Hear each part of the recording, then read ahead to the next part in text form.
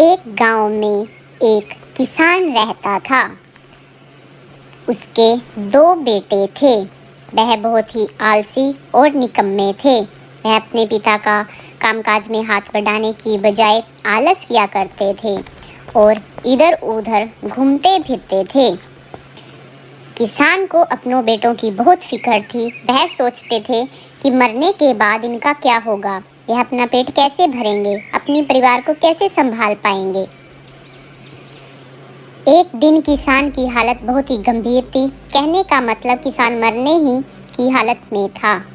तभी किसान ने सोचा कि वह अपने बेटों को बुलाकर उनसे बात करेगा।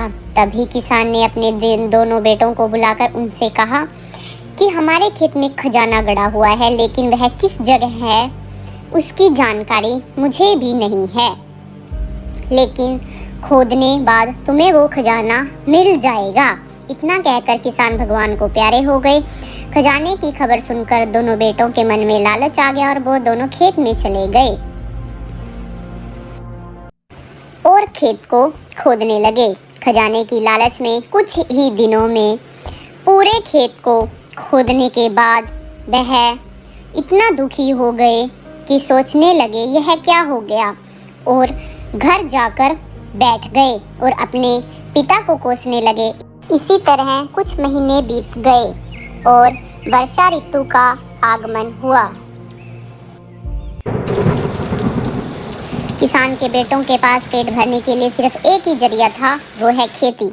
तभी किसानों की तरह किसान के बेटों ने खेत में बीज बोना शुरू कर दिया। वर्षा का पानी पाकर वह बीज अंकुरित हुए।